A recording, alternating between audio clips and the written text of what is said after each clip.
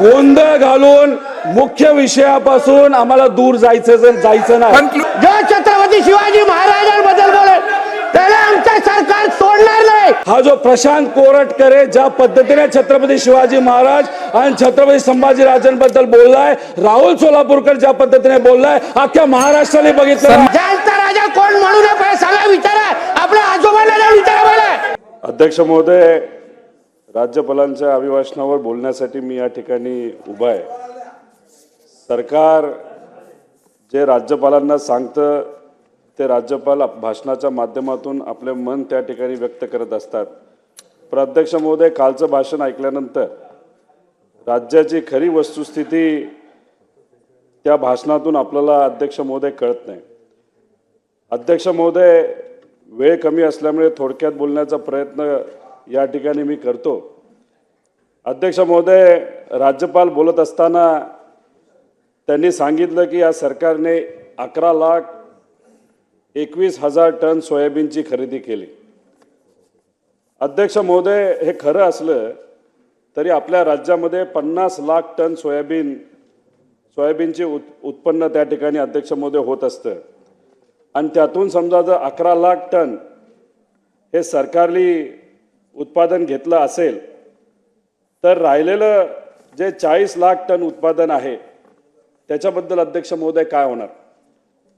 Market जर आपण बघितलं तर 3800च्या खाली सोयाबीनचे रेट अध्यक्ष महोदय त्या ठिकाणी आलेले आहेत आणि कुठल्याही परिस्थितीमध्ये 6000च्या खाली शेतकऱ्याला सोयाबीन विकणं हे परवडत नाही।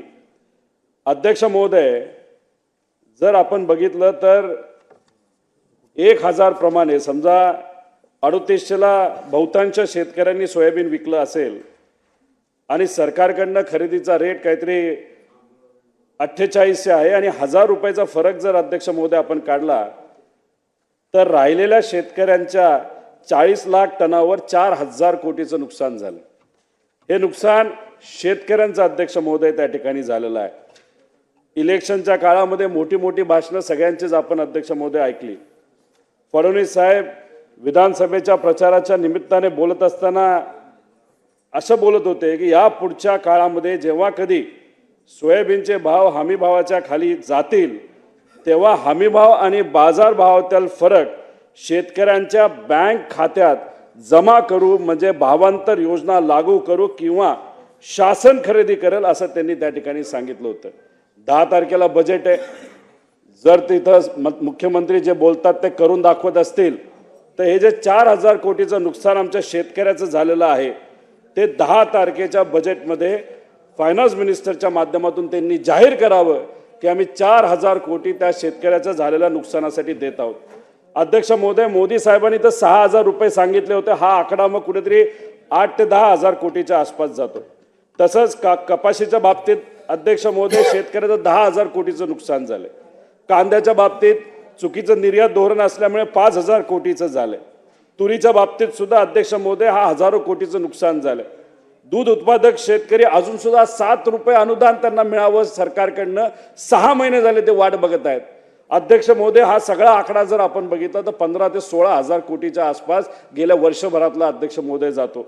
त्यामुळे या बजेटमध्ये या शेतकऱ्यांना मदत आम्ही देऊ असं त्यांनी तिथं जाहीर करावं आणि ही मदत त्यांच्या खात्यामध्ये पोचवावी। नाहीतर तिथं भाषणाच्या माध्यमातून सांगावं की आम्ही इलेक्शनच्या काळामध्ये फक्त जुमला त्या ठिकाणी बोलण्यासाठी तिथं भाषण करत होतो, बाकी अध्यक्ष महोदय तिथं काय नव्हतं। अध्यक्ष महोदय, पीक विम्याच्या बाबतीत बोलायचं झालं तर त्याच्यामध्ये भ्रष्टाचार झालेला आपण सगळ्यांनी अध्यक्ष महोदय बघितलं। अहो, कृषी विभागाचा जर आपण सगळ्या गोष्टी वाचल्या त्याच्यामध्ये भ्रष्टाचार मोठ्या प्रमाणात झालेला। काही गोष्टी बोलायचं झालं तर कापसाची बॅग खरेदीमध्ये 600 रुपयाची बॅग 1200 रुपयाला घेतली, त्यात 41 कोटीचा घोटाळा झाला। युरिया खरेदीसाठी 92ची बाटली 220ला घेतली, 88 कोटी रुपयाचा भ्रष्टाचार त्याच्यामध्ये झाला। फवारणी पंप खरेदी 2400 कोटी रुपये, 2400 रुपयाचा पंप हा 3400 रुपयाला घेतला, 23 कोटी त्याच्यामध्ये अध्यक्ष महोदय खाल्ले। आणि पीक विम्याच्या बाबतीत तर मोठ्या प्रमाणात घोटाळा झालेला आपण सगळ्यांना अध्यक्ष महोदय माहिती। अध्यक्ष महोदय, काल भाषण करत असताना राज्यपाल महोदय म्हणाले सामान्य लोकांचं सरकार।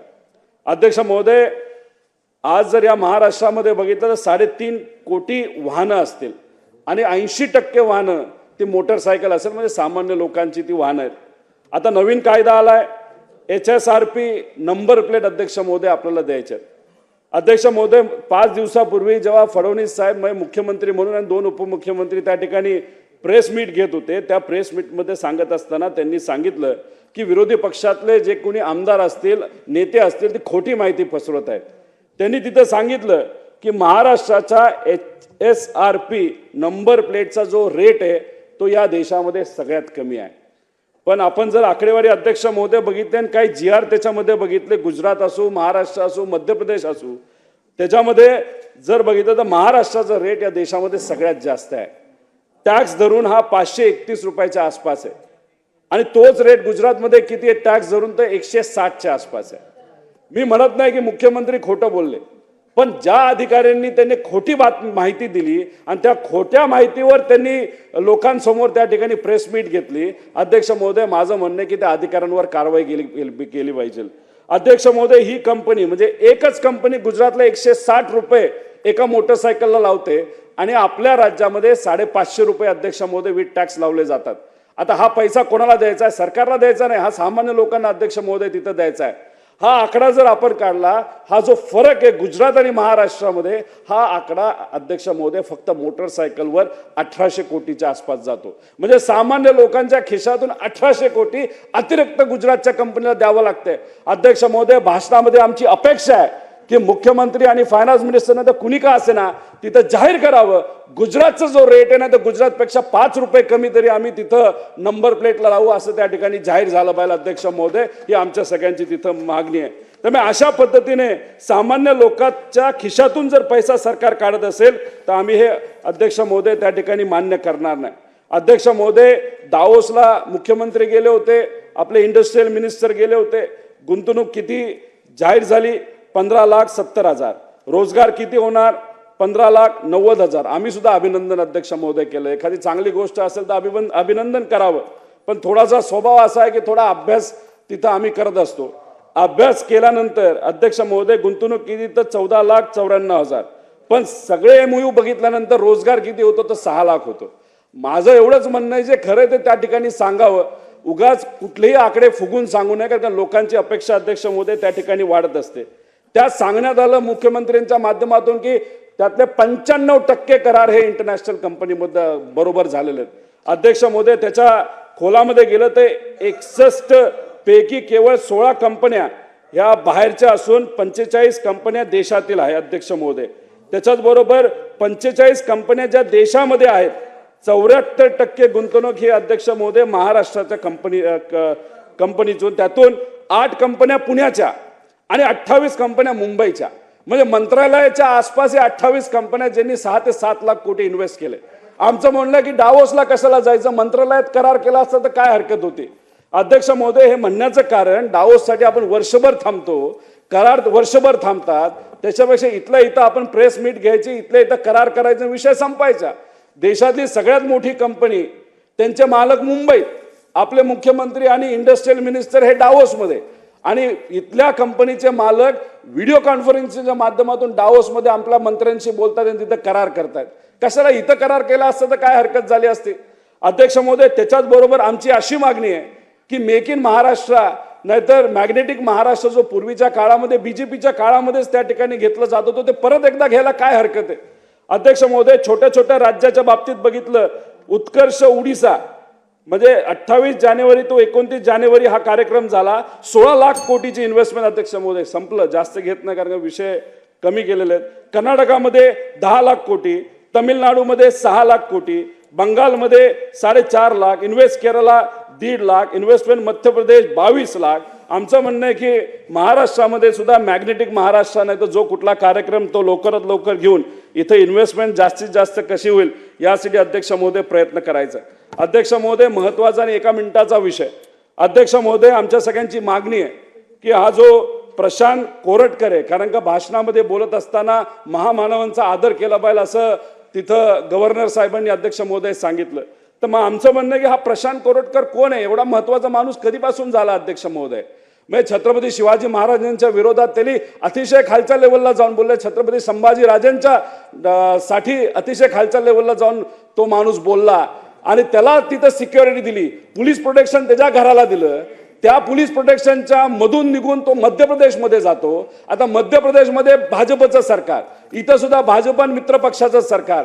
मग इथून एखादा फोन तुम्ही भाजपच्या मुख्यमंत्र्याला मध्य प्रदेशचा फोन करून त्या कोरटकरला पकडायला अध्यक्ष महोदय काय जाते. तसंच तो राहुल सोलापूर कोण लागला, छत्रपती शिवाजी महाराजांच्या बद्दल काय काय नाही बोलला आणि 10 दिवसानंतर त्याला पुणे महानगरपालिकेमध्ये पद दिलं. अहो काय करतोय आपण, म्हणजे महामानवांच्या विरोधात बोललं तर तुम्ही त्यांना आवड करता, बक्षीस देता. ही प्रथा अध्यक्ष महोदय योग्य ठरणार नाही. मुख्यमंत्री आणि सगळे मंत्री हे आता छावा पिक्चर बघण्यासाठी गेलेले आहेत.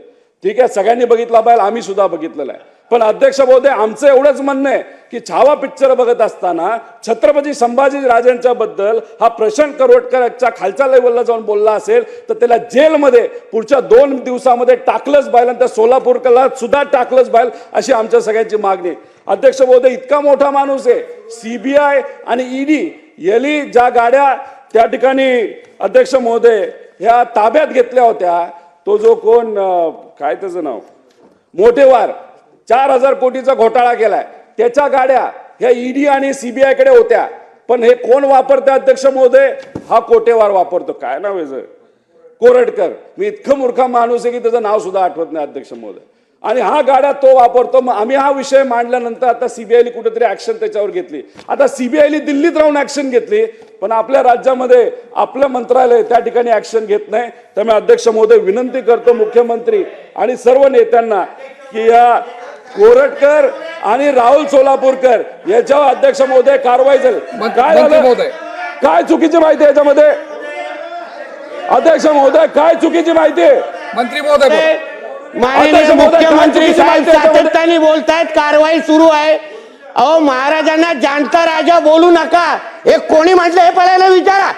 हे मोठ्या शिवाजी महाराजांबद्दल मोठं प्रेम दाखवतायत ना. अध्यक्ष महोदय यांचे नेते राहुल गांधी हे जयंतीच्या दिवशी बोलतायत काय श्रद्धांजली द्या आणि हे छत्रपती शिवरायांच्या बद्दल बोलणार काय, हे आम्हाला शिकवणार. यांचे महाराव ज्ञानेश्वर महाराव आमच्या स्वामी समर्थांबद्दल उलटा बोलत असताना त्या ज्ञानेश्वर महारावाबद्दल बोलायचं नाही आणि हे आम्हाला शिकवणार. अध्यक्ष महोदय यांना जरा सांगा की बाहेर जाऊन ज्ञान पाजवायला सांगा. आमचं सरकार अध्यक्ष महोदय आमचे सरकार योग्य पद्धतीने कारवाई करते. जो छत्रपती शिवाजी महाराजांबद्दल बोलेल त्याला आमचं सरकार सोडणार नाही, हे आमची भूमिका आहे. आम्हाला काय शिकवत आहे, जाणता राजा कोण म्हणू नये सांगा, विचारा. आपल्या आजोबांना जाऊन विचारा पहिला, आपल्या आजोबांना जाऊन विचारा पहिला. आम्हाला काय शिकवत आहे, आम्हाला शिकवता काय? पहिला जाणता राजा म्हणू नका, पहिला सन्माननीय सदस्य खाली बसून घ्या. सर्व सन्माननीय सदस्यांनी खाली बसून घ्यावं. आम्हाला सांगू नका, उगाचच्या चुकीची माहिती येता कामा नये.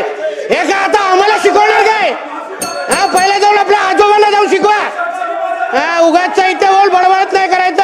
आमचं सरकार अध्यक्ष महोदय छत्रपती शिवाजी महाराज सन्माननीय सदस्य बसून घ्या, तुम्ही बसून घ्या, तुम्ही बसून घ्या. आमचं सरकार आमच्या देवाभाऊचं सरकार त्याला सोडणार नाही हा शब्द आम्ही तुम्हाला ते देतो आणि हे आम्हाला शिकवतायत. तोटे हे आम्हाला जाणता छत्रपती शिवरायांना जाणता राजा म्हणू नका. कोण म्हटलेलं बोलायला विचारा. राहुल गांधी जयंतीच्या निमित्ताने श्रद्धांजली वाहतात आणि आम्हाला शिकवतात. जितेंद्र आव्हाड त्या काट्या औरंग्याबद्दल तो बोलतो औरंग्या होता म्हणून शिवाजी महाराज होते, हे आम्हाला शिकवणार. यांना सांगा विषयावर बोलायला. सर्व सन्माननीय सदस्य बसून घ्या, बसून घ्या. तुम्ही कर्जतला स्वतः कधी रायगडला गेलेले होते का? आम्हाला शिकवतात. अध्यक्ष महोदय मुद्द्यावर बोलायला सांगा. बसून घ्या सन्माननीय सदस्य. आम्ही ऐकतोय गपचूप, जास्त बोलायला नको. पंडित जवाहरलाल नेहरू बोला. हो, राहुल गांधी जयंतीच्या दिवशी श्रद्धांजली वाहताना काय बोलत नाहीत आणि आम्हाला शिकवतात काय? आम्हाला शिकवतात. ह्याला सांगा मुद्द्यावर बोलायला सांगा. अध्यक्ष महोदय आम्ही विषय सोडून बोलायला. सन्माननीय सदस्य बसून घ्या, 2 मिनिटं बसून घ्या. अध्यक्ष महोदय कोण लागून गेला तो कोलटकर, त्याला निश्चित कारवाई करणार. पण ज्ञानेश्वर महारावनी ह्यांच्या उपस्थितीमध्ये स्वामी समर्थांबद्दल काय बोलले तेव्हा याला सुचलं नाही काय? त्याला सुचलं नाही. इथे येऊन डायलॉगबाजी चालू आहे. अध्यक्ष महोदय, सर्व सन्माननीय सदस्यांना विनंती, बसून घ्या जागेवर. बसून घ्या. पटलावून काढून टाका, नाही तर उगाय आम्हाला शिकवतायत. बसा सर्व, बसा सर्व.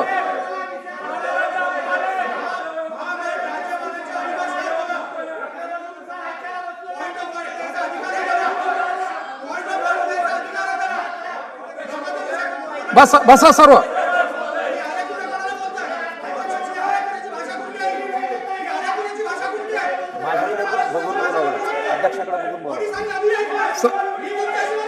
सन्मान्य सदस्य सन्मान्य सदस्य इकडे पाहून बोला. अध्यक्ष इकडे पाहून बोला. सन्मान्य सदस्य बसा. अरे तुम्ही कोण सांगणार? इकडे पाहून बोला. अध्यक्ष महोदय, आमचे एवढंच बोलले. आम्हाला अध्यक्ष महोदय गोंधळ घालून मुख्य विषयापासून आम्हाला दूर जायचं नाही. कन्क्लूड करा. आम्हाला पर्सनली कुठेच काय गोष्टी घ्यायच्या नाही. अध्यक्ष महोदय, अख्ख्या महाराष्ट्राला हा जो प्रशांत कोरटकर ज्या पद्धतीने छत्रपती शिवाजी महाराज आणि छत्रपती संभाजीराजांबद्दल बोललाय, राहुल सोलापूरकर ज्या पद्धतीने बोललाय, अख्ख्या महाराष्ट्राने बघितलं. सन्माननीय सदस्य पर्सनली अध्यक्ष महोदय, या दोघांवर कारवाई झाली पाहिजे, एवढीच आमच्या सगळ्यांची मागणी आहे. सन्माननीय सदस्य अनिल घरापर्यंत नाही गेलो तुमच्या. आम्ही घरापर्यंत काय जाताय तुम्ही माझ्या आवाजाबद्दल काय? बसा. सन्माननीय सदस्य बसून घ्या. तुम्ही बसून घ्या.